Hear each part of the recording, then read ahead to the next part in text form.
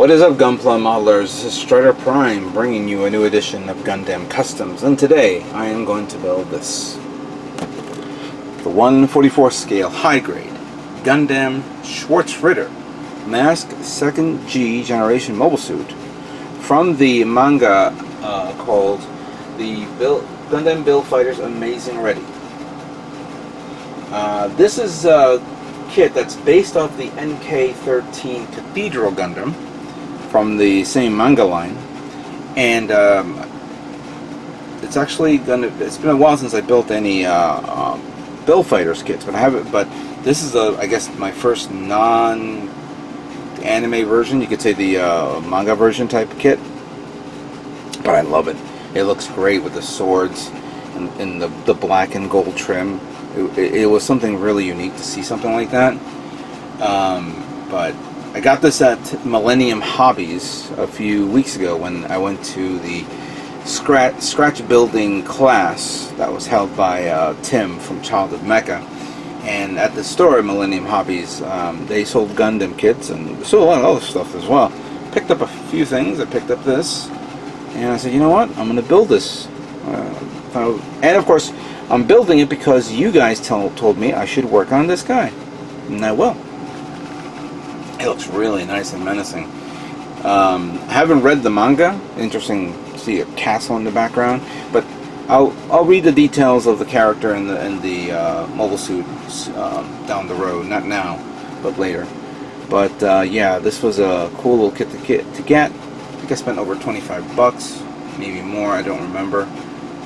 Usually when I pay, I just pay it and that's it. I'm done. Now, so you know, you're hearing a lot of noise in the background, and unfortunately, you're gonna have to deal with that because it's hot outside, and my room is a nice little oven. When the sun hits it just right, so I need to be a little cool. So you'll be hearing the fan during the course of my builds, maybe for the next few months. There'll be times I'll turn it off, so there'll be a little that will happen, but regardless of the case, just want to give you a heads up on that. But again, thank you all for picking this kit for me, and I am kind of it was a choice between this or the Vol, and even though I like the Vol, I really like this, and I'm glad that you guys said that this is a cool kit to build. So here's some of the cool things that we see in the kit. This is, you know, small pictures of what the character looks like. No beam weaponry, it's all melee, which is cool, but I kind of like this sword. The sword can be used as like bat wings, or excuse me, wings for the backpack area. I said bat wings, sorry. And it could either be used as a dual-wielded sword or a single buster sword type weapon. You also have I see some extra hands here. Yeah, alright. And of course this is in English, so it's easy to read and understand. It retailed at 2,000 yen, but it was probably a little more than that. But yes. So let's look at the contents of this kit and see what we have to work with here. Alright, so this is this the 8 plate? No, J1 plate. And we have some black parts here, some gray parts, which, okay. And then the gold part, which is the fakey gold. It's not plated gold. Chances are you're going to have, like over here in the sword area, this little part, I have a feeling I'm going to be doing a lot of sanding to clean that up. And yes, this will be painted, by the way. Here's the clear visor in a very, very turquoise blue type color, like light blue, very light blue. Then I see some stickers which represent areas of the kit that I'm assuming that needs to be painted. Would not need to be painted because you have the stickers, but we'll omit that. See a plate that's similar to the one over there, but of course we have the red parts, only 3 red parts, and then the polycaps. Then we have some darker black parts here.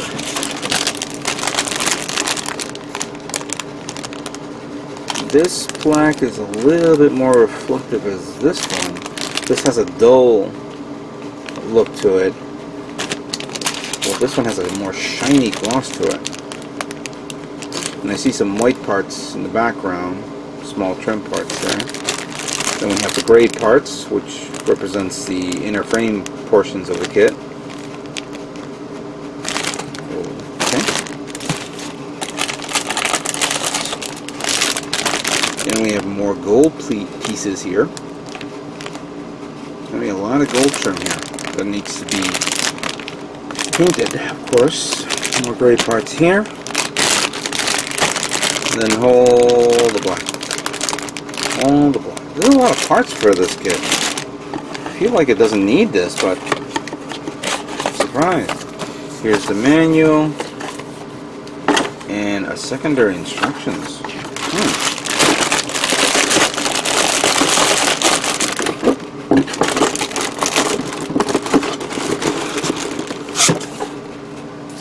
Let's adjust the camera so we can see the whole thing.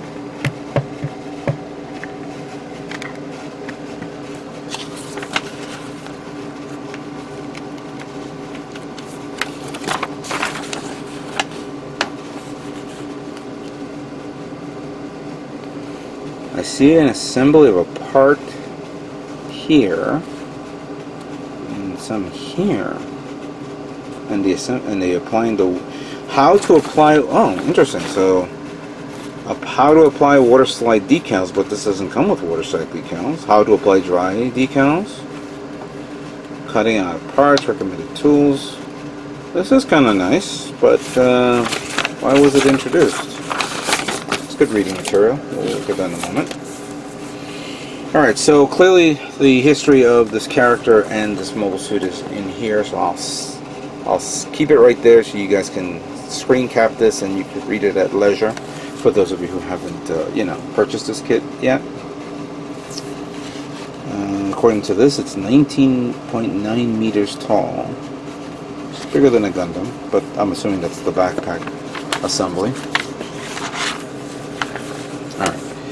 So, glancing over the parts, there's a lot of parts here on plate A that you don't need. That's the great parts. Few parts on B, few parts on G, few parts on C, a few parts on the polycap section, but the rest you'll need. Alright, that's interesting. Something to be aware of. And here in English, of course, and thank you Bandai for making it in English. You see the assembly of the body, the head, the right and left arm, which of course covers the shoulder assembly. Then the upper torso body being assembled. Then we have the feet, followed by the right and left leg of the kit. And then the waist unit, assembly right there. And then on this page we have the assembly of the swords, which also is the wings, backpack, sword, wings, type thing. And then how to set it up to either use it individually, use the swords individually, and also use this another type of sword type thing. I didn't realize you have two types. And how to assemble the Buster Sword.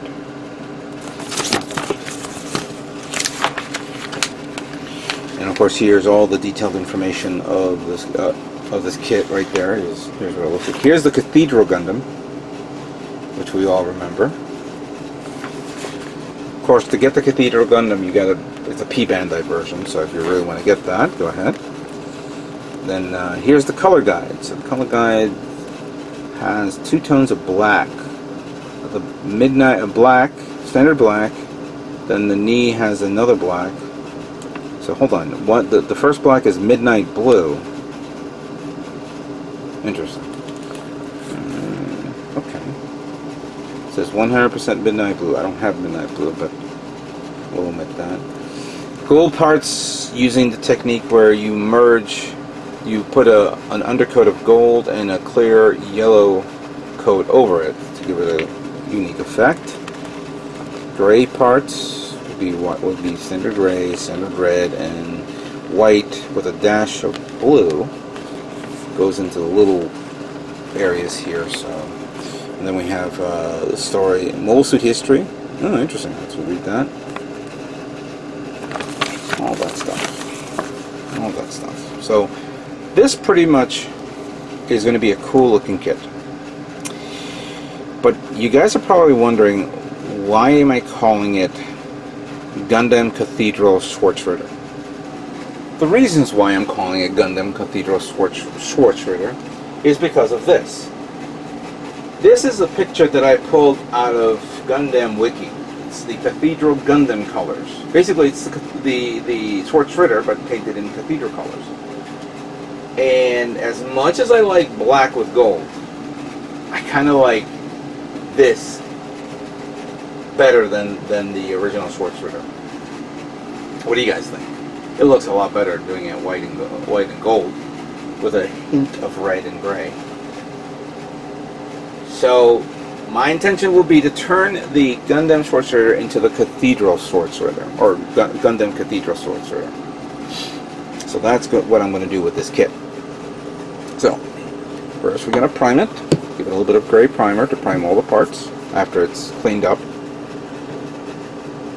Then we're going to use cool white because, you know, it's cool. I like to use cool white. I was originally going to use MS white, which has a little bit of an off look to it, but it looks so nice and new. I think I'm going to make it as a new kit. I'm not going to give it no weathering, so it'll be just a standard white. The gray parts I'm going to be using gray 306. I've always had success with this kit, with this paint. I hope I have enough.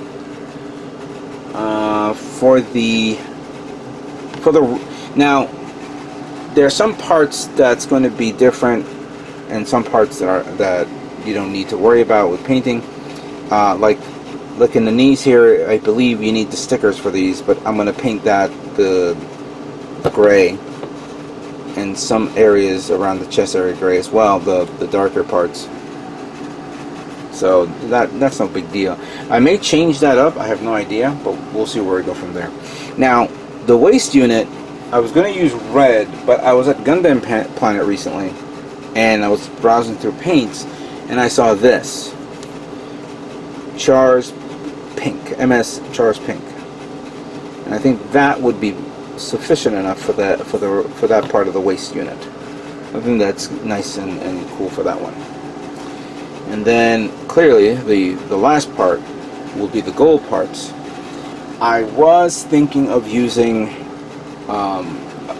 Alaclad 2 paints, but I'm kind of avoiding it recently.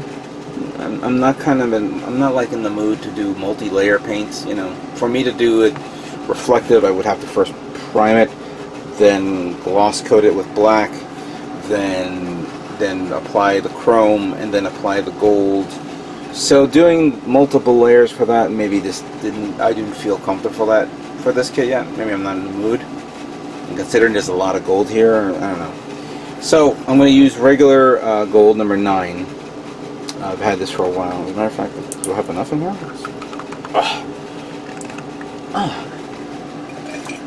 Gotta open this up. I'll make sure this thing has been sealed for a long time. I'll have to open this up later because this thing is. No, there's paint in there. There's a lot of paint. So I'll just put it under hot water and then loosen it up. So that's my intention for me to build the Gundam Cathedral Schwartzritter. What do you guys think of that?